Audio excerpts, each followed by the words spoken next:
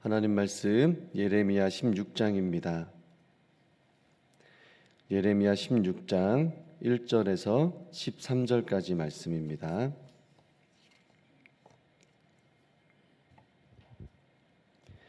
한 절씩 교독합니다. 여호와의 말씀이 또 내게 임하여 이르시되 너는 이 땅에서 아내를 맞이하지 말며 자녀를 두지 말지니라. 이곳에서 낳은 자녀와 이 땅에서 그들을 해산한 어머니와 그들을 낳은 아버지에 대하여 여호와께서 이와 같이 말씀하시오니 그들은 독한 병으로 죽어도 아무도 슬퍼하지 않을 것이며 묻어두지 않아 지면의 분토와 같을 것이며 칼과 기근에 망하고 그 시체는 공중의 새와 땅의 짐승의 밥이 되리라. 여호와께서 이와 같이 말씀하시되 초상집에 들어가지 말라 가서 통곡하지 말며 그들을 위하여 애곡하지 말라. 내가 이 백성에게서 나의 평강을 빼앗으며 인자와 사랑을 제함이라. 여호와의 말씀이니라. 큰 자든지 작은 자든지 이 땅에서 죽으리니 그들이 매장되지 못할 것이며 그들을 위하여 애곡하는 자도 없겠고 자기 몸을 베거나 머리털을 미는 자도 없을 것이며 그 죽은 자로 말미암아 슬퍼하는 자와 떡을 떼며 위로하는 자가 없을 것이며 그들의 아버지나 어머니의 상사를 위하여 위로의 잔을 그들에게 마시게 할 자가 없으리라. 너는 잔치집에 들어가서 그들과 함께 앉아 먹거나 마시지 말라. 만군의 여호와 이스라엘의 하나님께서 이와 같이 말씀하시니라. 보라, 기뻐하는 소리와 즐거워하는 소리와 신랑의 소리와 신부의 소리를 내가 내 목전 내 시대에 이곳에서 끊어지게 하리라.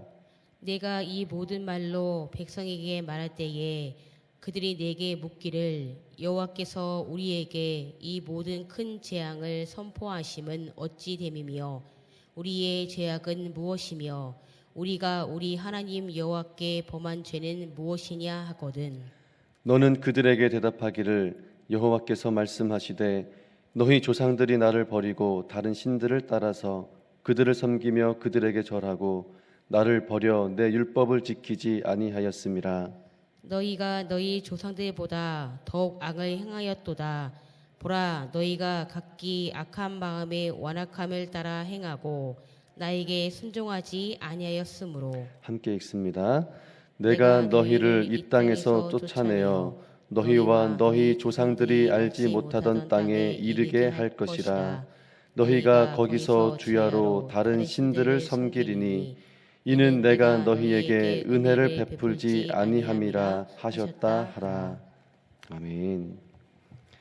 문안하겠습니다. 하나님 아버지와 우리 주 예수 그리스도로부터 은혜와 평강이 함께 하시기를 바랍니다. 먼저 기도 제목 드리는데요. 오늘부터 청소년부 수련회가 청주에 있는 한국기술대학원에서 2박 3일 동안 진행이 됩니다. 참석하는 친구들에게 하나님 말씀이 깨달아지고 또 비전을 찾는 은혜의 시간이 되도록 기도해 주시고 또 인도하시는 우진아 목사님과 또 도우시는 선생님들을 위해서 더운 날씨에 음식과 건강 모두 안전할 수 있도록 위해서 기도해 주시기를 바랍니다. 하나님 말씀 전합니다. 하나님께서요 예레미야 선지자에게 몇 가지 금지 사항을 말씀하십니다. 예레미야에게 하지 말아야 할 것들에 대해서 말씀하시는데요. 이것은 선지자의 삶을 통해 하나님의 메시지를 전달하는 상징적인 행동이라고 할 수 있습니다. 한 사람의 삶의 방식이 하나님의 메시지로 전달되어야 하는 것. 그것은 선지자에게는 매우 엄중한 말씀인 것이죠. 하나님의 메시지가 삶을 통해 전달되어야 하기 때문에 매우 진지한 소명입니다. 또 선지자의 입장에서는 매우 고통스러운 소명이기도 합니다. 하나님께서 예레미야 선지자의 삶을 통해 이스라엘 백성들에게 전달하시고자 하는 메시지가 있습니다. 그 메시지가 예레미야에게 하지 말라고 하신 금지 사항을 지키는 행동을 통해 전달되게 하신 건데요. 세 가지를 말씀하세요. 첫째 금지 사항은 예레미야 선지자에게 결혼하지 말고 자녀를 낳지 말라 이렇게 말씀하십니다. 사회적으로 결혼할 나이가 되었는데 결혼하지 않는 사람을 보면 이상하게 여기던 것이 이스라엘 사회의 문화였습니다. 물론 지금 시대와는 다른 사고방식이지만 그 당시에는 그런 것들을 이상하게 여겼다라는 겁니다. 그런데도 왜 하나님께서 결혼과 자녀를 두는 것을 금지하게 하셨는가? 왜냐하면요, 그럴 때가 아니기 때문입니다. 지금은 결혼해서 자녀를 낳고 살아가는 미래에 대한 소망을 가질 때가 아니기 때문입니다. 하나님께서 왜 결혼하고 자녀를 둘 때가 아닌지 말씀하시는데요. 4절 말씀 보세요. 그들은 독한 병으로 죽어도 아무도 슬퍼하지 않을 것이며 묻어주지 않아 지면의 분토와 같을 것이며 칼과 기근에 망하고 그 시체는 공중의 새와 짐승의 밥이 되리라. 그럼 이게 칼과 기근에 망하고, 전쟁의 칼, 전쟁으로 인하여서 땅이 황폐해져서 먹을 것이 없는 기근, 그렇게 칼에 의해서 또 전쟁의 폐허로 된 전염병으로 인하여서 다 죽게 되어 그 시체가 공중의 새와 짐승의 밥이 될 때가 오기 때문에 지금은 결혼하고 자녀를 낳고 살아갈 때가 아니다라고 말씀하신 겁니다. 이게요, 하나님의 심판으로 인해 죽음에 처하게 될 것을 말씀하시는 겁니다. 전쟁의 대학살, 전쟁이 휩쓸고 간 그 땅의 모습을 보여주는 것이죠. 그렇기 때문에 지금은 결혼하고 자녀를 둘 때가 아니라고 말씀하신 겁니다. 그런가 하면 두 번째로 하나님께서 금지하신 것은 초상집에 가지 말라는 겁니다. 위로하지 마라, 곡하지도 말고 서로 상을 치러주지도 말고 상갓집에 찾아가서 잔을 나누며 위로하는 일도 하지 말라, 이렇게 말씀하십니다. 왜냐하면 하나님께서 이 백성의 평안을 거두어 가셨기 때문입니다. 내가 이 백성에게서 평안을 거두어 갔다, 하나님의 인자와 사랑을 덜어내어 갔고 빼내어 갔다, 이렇게 말씀하세요. 하나님이 평안을 거두어 가시고 사랑과 인자를 빼내어 가셨다면 그 인생은 어떤 인생이 되겠습니까? 우리의 인생에서 하나님의 평안을 거두어 가셨다, 하나님의 사랑과 인자를 거두어 가셨다면 여러분, 그 인생 어떤 인생이 되는 걸까요? 평안이 없는 삶, 결국 죽음과 같다는 것입니다. 그래서 하나님의 뜻이 평안을 거두어가는 심판이고 인자와 사랑을 거두어가시는 심판이기 때문에 그들이 겪는 초상의 슬픔은 하나님의 마땅한 심판이니 울거나 슬퍼하거나 위로하지 말라는 겁니다. 하나님의 뜻이 심판하는 것에 있으니 심판받아 죽는 것은 당연한 것이니 마땅하게 여기고 서로 위에 울지 말라. 이렇게 예레미야 행동을 통해서 하나님께서 전달하시고 싶은 메시지를 보여주고 계신 겁니다. 세 번째로 금지하신 것은 잔치집에 가지 말라는 겁니다. 즐거워하며 먹고 마시는 모든 소리들이 이 땅에서 곧 사라질 것이기 때문에 전쟁이 일어나면 즐거워하는 소리가 어찌 있겠습니까?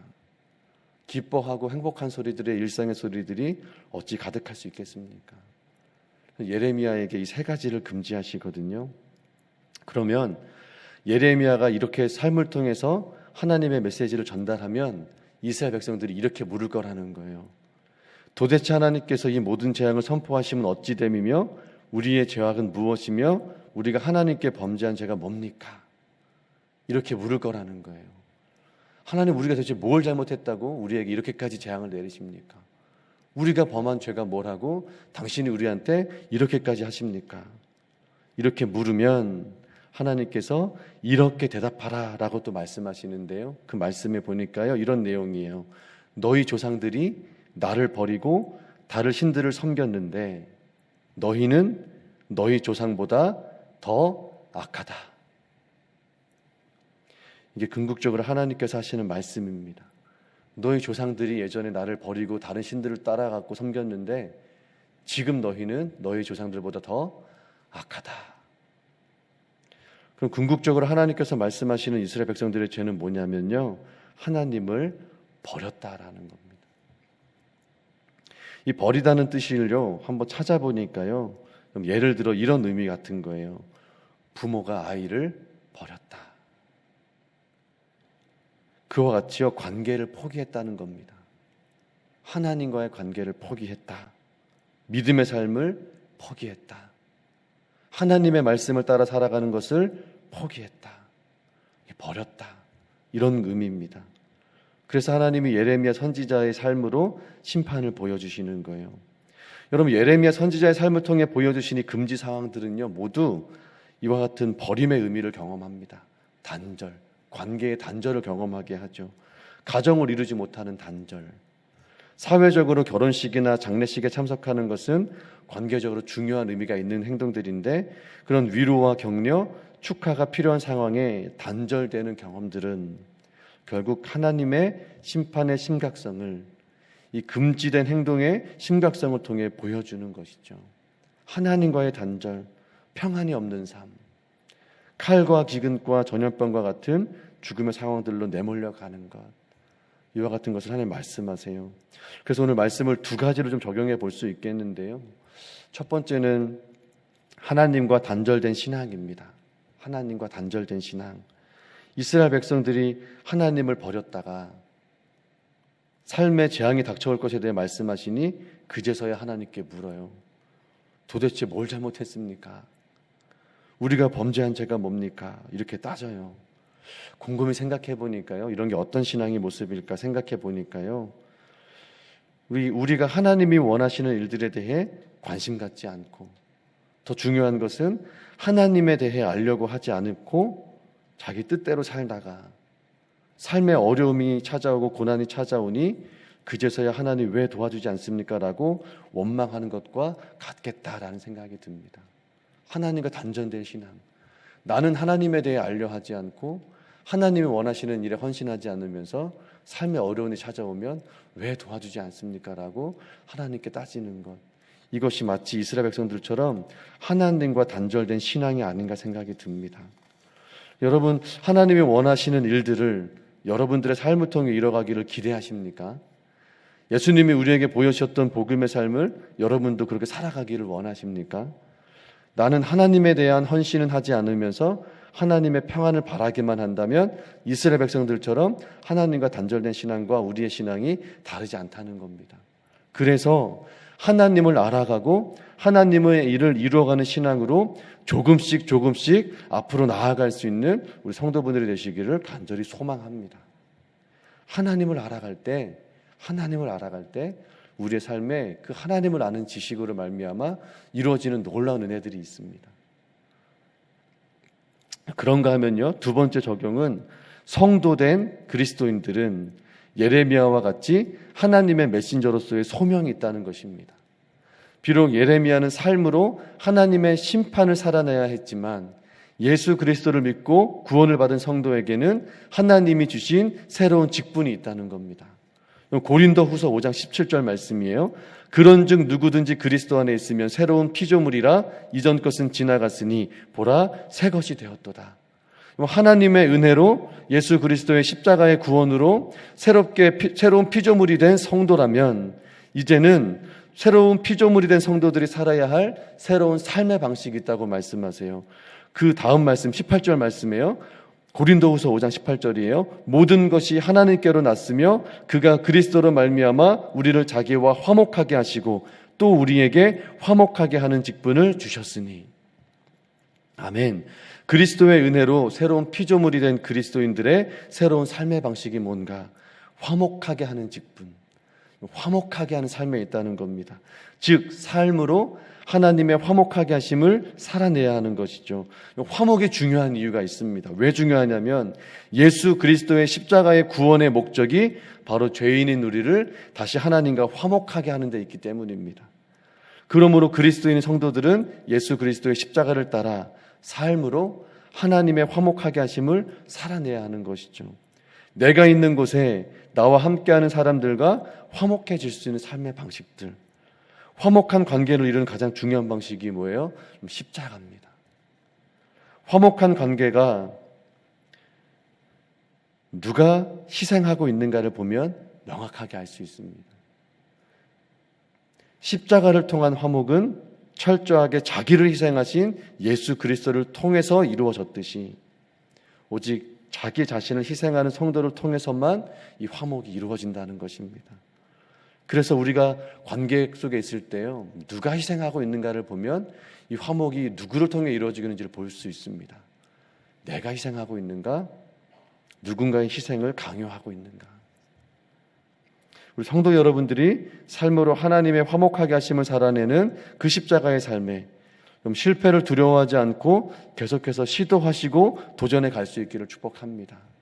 한번 하다 보니 안 됐어, 실망했어, 멈추지 마시고 될 때까지 나아가는 겁니다. 결국엔 믿음이 이기지 않습니까? 결국엔 믿음이 삶을 승리하는 방식이라면 여러분 믿음의 방식으로 나아가셔야 됩니다. 한 번 더 넘어서시고 부딪혀 갈 수 있기를 축복합니다. 그래서 오늘 말씀을 통해서 우리 두 가지 적용해 볼 수 있습니다. 하나님과의 단절된 신앙, 내가 하나님을 알아가는 일에 또 헌신하는 시간들이 충분히 있는가? 하나님을 알아가는 일에. 또 두 번째는요, 우리가 성도된 우리가 예레미야와 같이 하나님의 메신저로서의 소명의 삶, 특별히 예수 그리스도의 십자가를 통해 주신 화목하게 하는 직분의 삶을 잘 감당하고 있는가? 그래서 여러분 같이 한번 기도하실 때요, 하나님을 알아가는 신앙, 하나님의 일을 이루어가는 신앙으로 조금씩 나아갈 수 있도록 도와주시고, 또 삶으로 하나님의 화목하게 하심을 살아내는 십자가의 삶을 포기하지 않고 오늘 또 다시 시도해 나갈 수 있도록 도와주옵소서. 결국엔 믿음이 이 모든 것들을 이기고 승리하게 됨을 하나님 우리에게 보여주옵소서. 우리 간절히 기도하시면 좋겠습니다. 우리 주님의 이름을 부르고 간절히 기도하며 나아갑니다. 주여, 살아계신 아버지 하나님, 오늘 예레미야 말씀을 통하여서 세 가지 금지되어지는 것들을 말씀하십니다. 서로 위로하지 말라, 서로의 상처와 아픔이 있을 때 애곡하지 말라 말씀하십니다. 왜냐하면 하나님께서 평안을 거두어 가셨기에 그들이 마땅히 심판을 받아 죽음에 처하게 되는 것은 당연한 일이니 초상집에 찾아가 서로를 위하여 울지 말고 서로를 위하여 애곡하지 말라고 금지하십니다. 심지어 예레미야에게는 결혼도 하지 말라고 말씀하십니다. 앞으로 일어날 끔찍한 일들 때문에 그 가정이 행복할 수 없고 화목할 수 없고 끔찍한 결과를 맞이하게 될 것이기에 하나님께서 금지하십니다. 또 잔치집에도 가지 말라고 하십니다. 기뻐하고 즐거워하고 행복한 일상의 소리들이 그 땅에서 끊어질 날이 올 것이기 때문에 그 모든 것들을 금지하심으로써 하나님 예레미야 선지자의 그 삶을 통해 단절된 그 삶을 통해 하나님 말씀하고 싶으신 것이 있으셔서 그렇게 하셨습니다. 너희들이 하나님을 버렸고 하나님과 끊어졌고 하나님과 단절되었기에 너희가 겪는 삶도 그와 같을 것이다. 하나님 그와 같이 말씀하십니다. 이 모습을 통하여서 하나님 지금 우리에게는 어떠한 신앙의 모습이 될지를 적용하며 두 가지 기도합니다. 먼저 아버지 하나님, 우리는 어떠한 신앙을 살고 있습니까? 하나님 아버지를 알아가고 하나님을 알아가고 하나님이 원하시는 일을 나의 삶으로 이뤄가기 위한 그 일에 헌신하고 있는가? 정말로 하나님, 내가 정말 하나님을 알고 싶어서 말씀 앞에 서 있고 기도하며 하나님의 마음을 따라가며 하나님이 원하시는 일을 이루고자 하는 그 열심이 우리 가운데 있는가? 하나님, 그렇게 살다 보니 또 실망하고 실패하고 낙심되어 이제는 그렇게 살지 않을 거야 하고 믿음의 삶을 포기하고 하나님과 단절되게 살아가면서 또 하나님 삶의 어려움 찾아오면 왜 이런 하나님 고통을 주십니까? 따지고 원망하는 삶의 자리에 있지는 않습니까? 우리가 그런 신앙의 자리에 있다면 그 신앙의 자리를 박차고 뛰쳐나올 수 있도록 넘어설 수 있도록 그 담을 넘어설 수 있도록 하나님 인도해 주시기를 원합니다. 이제는 하나님 더 알아가겠습니다. 왜 실패했습니까? 왜 실망했습니까? 하나님 뜻대로 이루기를 원하는 삶을 살았지만 되어지지 않는 실패를 경험한 이유가 무엇입니까? 하나님 그 이유를 찾게 하여 주시고 하나님 안에서 그 이유를 찾게 하여 주시고 하나님이 원하시는 일의 뜻이 어디에 있는지 묻게 하시고 알게 하여 주셔서 하나님과 단절된 신앙이 아니라 하나님 안에서 그 실패와 좌절을 넘어서는 신앙으로 나아가 결국엔 하나님의 뜻이 이루어지고 나를 통해 이루기를 원하셨던 그 하나님의 뜻을 이뤄내는 신앙의 삶으로 살아가는 우리 성도들 될 수 있도록 축복하여 주시옵소서. 한국교회 성도들이 그와 같은 실패에 좌절하고 낙심하고 무너지지 않기를 원합니다. 하나님, 열심히 살았는데 경험되어진 것은 실망뿐이니 이제 나는 교회를 떠나겠습니다, 이렇게 말하는 성도들이 많지 않습니까? 그러나 아버지 하나님, 교회는 그것을 넘어설 수 있을 때 교회가 되고 참된 교회가 됨을 깨닫게 하여 주시어서 더 하나님을 알아가고 더 하나님이 원하시는 일에 헌신할 수 있도록 도와주셔서 결국엔 그것이 우리의 실패일 뿐이요 하나님의 실패가 아님을 알게 하여 주셔서 하나님이 이루기를 원하시는 그 하나님의 사랑으로 실패를 넘어서고 그 실패를 온전케 하시는 그 하나님의 은혜를 뜻해서 이뤄나갈 수 있는 온전케 하시는 그 교회의 모습, 성도의 모습으로 나아갈 수 있는 우리 성도들 될 수 있도록 하나님 도와주시옵소서. 다시 한번 하나님을 알아가는 그 헌신한 데 신앙의 삶으로 나아갈 수 있도록 힘을 주시고, 하나님을 알고자 하는 갈망함을 주시고, 목마름을 주시고, 하나님 없이는 살아갈 수 없습니다. 그런 갈급한 심령으로 말씀을 보게 하시고, 말씀을 읽을 때마다 깨닫게 하시는 그 하나님의 은혜, 우리를 향한 하나님의 사랑이 얼마나 큰지, 오늘도 우리를 위해 일하기를 원하시는 그 하나님의 인자와 자비하심, 우리를 포기하지 않으시고 상한 강대를 꺾지 않으시는 그 하나님의 사랑이 얼마나 크신지 하나님 깨닫게 하여 주셔서, 그 사랑을 의지하여서 그 하나님을 알아감으로 우리에게 주신 이 실패의 삶을 넘어서는, 그리하여 하나님의 뜻에 닿게 되어지는 우리 성도들의 삶이 되게 하여 주시옵소서. 그런가만 아버지 하나님, 화목하게 하시는 직분을 성도들에게 주셨습니다. 예수 그리스도께서 십자가의 죽으심으로 말미암아 죄인된 우리를 하나님과 화목하게 하시는 그 놀라운 은혜를 우리에게 주셨습니다. 그래서 우리가 새로운 피조물이 되었기에, 새로운 피조물 된 성도들은 이제 하나님께서 주신 화목하게 하는 직분을 가지고 살아야 된다 말씀하십니다. 이것은 예레미야에게 주셨던 말씀처럼 삶으로 하나님의 말씀을 살아내야 하는 것처럼, 삶으로 하나님께서 화목하게 하신 그 은혜를 우리가 살아내야 하는 것이지요. 아버지 하나님, 우리가 이 일에도 실패를 두려워하지 않고 다시 한번 십자가의 삶에 두려워하지 않고 믿음으로 나아갈 수 있게 되기를 원합니다. 내가 있는 그곳에, 우리가 관계 맺고 살아가는 그곳에 하나님 누가 희생하고 있는가를 보면 그 공동체가 누구 때문에 화목하게 되고 있는지를 알 수 있죠. 하나님, 십자가는 예수님께서 자신을 희생하심으로 말미암아 죄인된 우리를 하나님께로 화목하게 하시기 위하여 주셨던 은혜입니다. 십자가요 희생이며 헌신입니다. 주님, 우리가 화목하게 하기 위해서 주신 직분은 나의 희생을 통해서만 나의 주변에 있는 관계가 하나님과 화목하게 되어지는 것이라 말씀하신 것이기에, 그것이 얼마나 중요한지요. 나를 통해 십자가의 삶이 나타나지 않는다면 결코 화목해질 수 없는 것, 이것이 복음의 진리요 복음의 삶이라면 하나님, 우리 성도들 이 삶에 닿게 되길 원합니다. 삶으로 하나님 화목하게 하시는 이 직분, 하나님 우리와 관계가 화목하게 되어야 하기에 갈등을 넘어서고 하나님 미움을 이겨내고 시기와 다툼이 아니라 진실로 나아가야 될 하나님 참된 복음의 삶을 향해 나아갈 수 있는 그런 것들, 하나님 우리 성도들이 그와 같은 진리의 길을, 예수의 길을, 십자가의 길을 구별하여 걸어가며 화목하게 하시는 직분을 감당해 나아갈 때 나와 함께 있는 사람들이 얼마나 안전하고 평안하며 하나님의 은혜를 누리게 되겠습니까? 하나님의 은혜에 감동되어 또 얼마나 감사하며 축복받았는지를 깨닫고 또 힘을 내 살아갈 수 있게 되겠습니까? 하나님, 오늘 우리 하루의 삶이 화목하게 하는 직분, 이것을 기억하며 살기를 원합니다. 내가 있는 그곳에 나의 섬김과 희생을 통해 누군가에게 하나님의 은혜가 감동되어져서 그들이 또 하나님께 소망을 두고 하나님을 의지하며 살아갈 수 있다면 우리 그와 같은 삶을 살아갈 수 있도록 인도하여 주옵소서. 하다가 멈추지 않게 하여 주시고 또 한 번 더 시도하고 또 도전하고 나아가 결국엔 믿음이 이기는 것, 믿음으로 승리하게 되는 것, 그 은혜를 보게 하여 주시옵소서.